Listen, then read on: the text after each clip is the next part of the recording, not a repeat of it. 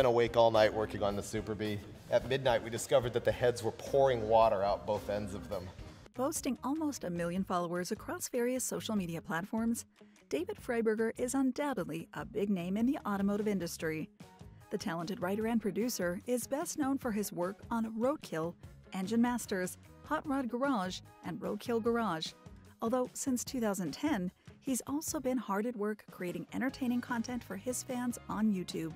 Describing himself as a horsepower junkie and Jeep guy, David is surprisingly humble despite being a successful millionaire with various professional feats under his belt. Immediately after matriculating from high school in the 1980s, the hardworking host began his career as a spare parts seller at a Dodge dealership and would go on to become editor-in-chief of Hot Rod magazine, one of the most popular car publications around the world, founded by Robert Peterson in 1948. Apparently, David's father, Jim Freiburger, is to thank for his interest in both entertainment and automobiles. There's not much available information about Jim, who was a theater major student at the University of Tulsa, or his anonymous wife, but we do know that David grew up alongside his brother John, who prefers to stay out of the spotlight. Similarly, little is known regarding David's wife and children, if he has any. David was involved with an illustrious Hot Rod magazine for over 3 decades, holding different positions such as TV and radio show host, before proving himself through continuous hard work and eventually becoming chief editor. The monthly car magazine contains a wealth of information on drag racing, muscle cars, and hot rodding, and is the oldest hot rodding magazine in the world, making it a must-read for hundreds of thousands of gearheads across the globe. Founded by Robert E. Peterson and the Peterson Publishing Company, the first editor of Hot Rod, Wally Parks, later founded the National Hot Rod Association in 1998. Peterson Publishing was sold to EMAP, and as of 2022, the magazine is published by TEN, the Enthusiast Network, formerly known as Source Interlink Media.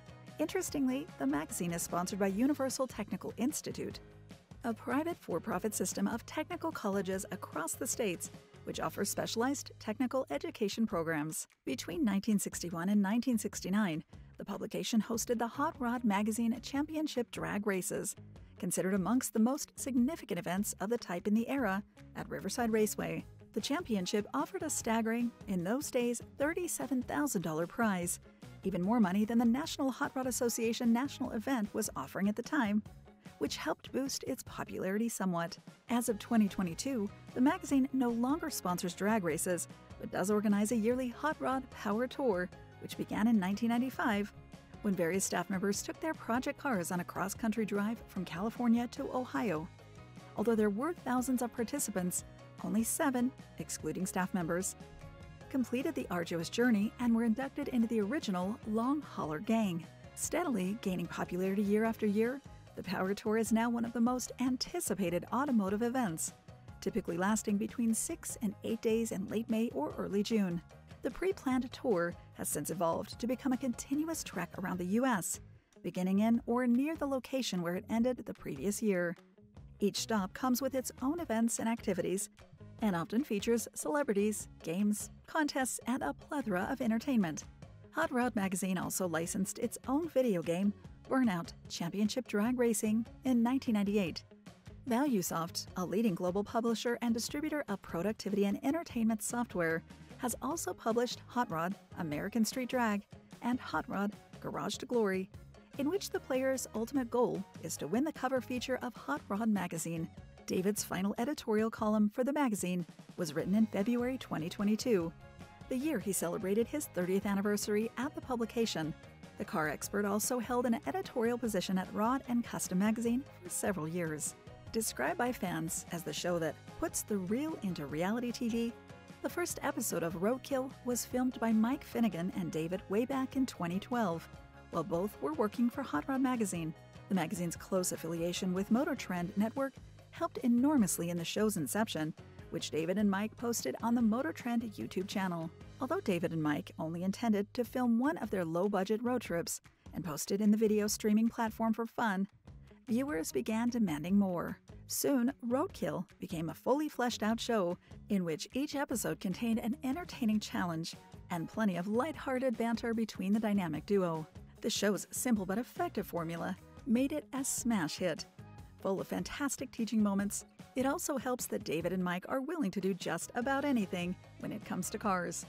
In one particular famous episode, the pair documented their hilarious off-road journey from Los Angeles to Las Vegas in a Monte Carlo lowrider. As a popular car magazine wrote, seeing a Chevy Monte Carlo leaning on 3 wheels with mud tires is exactly why millions tune into the show every month. Roadkill is also relatively pure and unfiltered compared to other similar programs. With cable network shows, almost 100% of the content is written and planned beforehand, and almost all the drama in car reality TV is scripted for the sake of entertainment. On the other hand, Roadkill is described by many as the realest reality show of all times, thanks to its small camera and production crew and the authenticity of the show's stars. In fact, the show's 30th episode saw David and Mike visiting race analyst Rutledge Wood, who said to the camera, "If you're looking for an actual car show and reality show, Roadkill is the only one." With an average viewing rating of 8 out of 10, Roadkill has stood the test of time and boasts 11 seasons as of 2022. Semi-recurring cast members include Steve Bilczyk, Tony Angelo, Lucky Costa, and David Newburn, who have appeared in a combined 60 episodes. Episode lengths may vary, but typically last around 20 minutes. Any self-respecting fan of David is aware of the TV personality's love for vintage and classic cars. Having owned close to 200 vehicles in his lifetime, his first purchase was a Dodge Super Bee, which he bought at the tender age of 17, and has lovingly maintained throughout the decades, even changing its engine 5 times. In one social media post, David shared with fans that the oldest car he'd ever owned was a '42 Ford CPW Green, with impressive additions to his garage, such as a '69 Ford Mustang, a '95 Chevrolet Camaro, and a '73 Pontiac Venture. David's auto collection accounts for a large part of his fortune. The producer also lives comfortably thanks to his car restoration projects and the rarity and market value of the vintage cars he works on. For the past few decades, David has specialized in restoring and selling classic vehicles, as well as modifying cars and preparing them for competitions. Thanks to his decades of experience in the auto world, David has forged close working relationships with talented household names, such as Tony Angelo and Steve Bilczyk. Tony was born in Doylestown, Pennsylvania in 1978 and began building and modifying his own cars in his hometown during his teenage years. In the late 90s, he was influenced by Japanese videos and magazines to start drifting and began organizing East Coast grassroots drifting events with his close friend and future pro driver Chris Forsberg. In 2003, when drifting was becoming hugely popular amongst all ages, an article published in Wired magazine helped Tony gain national exposure, and he began racing in the Pro Series.